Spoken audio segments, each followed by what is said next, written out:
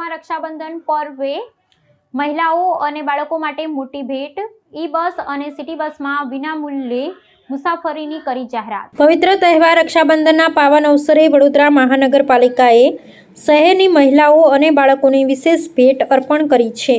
આ પ્રજાલક્ષી નિર્ણય અંતર્ગત રક્ષાબંધનના સમગ્ર દિવસ દરમિયાન મહિલાઓ અને બાળકો શહેરની તમામ ઈ બસ તેમજ સામાન્ય સિટી બસોમાં સંપૂર્ણપણે વિનામૂલ્યે મુસાફરી કરી શકશે। વહીવટીતંત્ર દ્વારા લેવાયેલો આ ત્વરિત નિર્ણય તહેવારના દિવસે મહિલાઓ માટે ટ્રાન્સપોર્ટેશનની સરળતા અને સુગમતા સુનિશ્ચિત કરશે। આ યોજનાનો મુખ્ય ઉદ્દેશ્ય ભાઈ બહેનના અખૂટ પ્રેમના પ્રતીક સમા આ તહેવારમાં મહિલાઓને આર્થિક રાહત અને સુરક્ષિત પરિવહન માળખું પૂરું પાડવાનું છે। ભાઈને રાખડી બાંધવા માટે શહેરના વિવિધ વિસ્તારોમાં મુસાફરી કરતી બહેનોને હવે બસની ટિકિટ લેવામાંથી સંપૂર્ણ મુક્તિ આપવામાં આવી છે। મહાનગરપાલિકાનું આ કદમ માત્ર મહિલા સશક્તિકરણને જ પ્રોત્સાહન નથી આપતું, પરંતુ તહેવારોના સમયે ખાનગી વાહનોના ટ્રાફિક ઘટાડી જાહેર પરિવહન સેવાનો મહત્તમ ઉપયોગ કરવા માટે પણ નાગરિકોને પ્રેરિત કરે છે।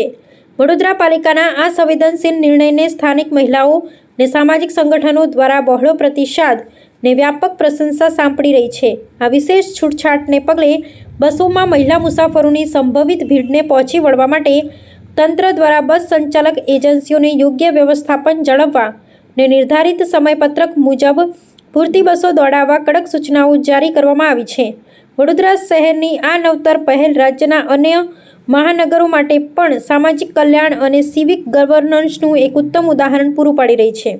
આપના માધ્યમથી તમામ નાગરિકોને જણાવવા માંગીશ કે રક્ષાબંધનના પાવન પવિત્ર તહેવાર નિમિત્તે વડોદરા શહેરમાં શહેરી બસ સેવામાં તમામ મહિલાઓ તથા બાળકો તદ્દન મફત મુસાફરી કરી શકશે।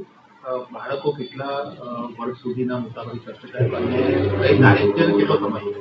બાળકો 12 વર્ષ સુધીના, જે એડોલસન્ટની ઉપરની જે એજ લિમિટ છે 12 વર્ષ સુધીના, અને તારીખ 28/8/2026 રક્ષાબંધનનો દિવસ ફક્ત એક જ દિવસમાં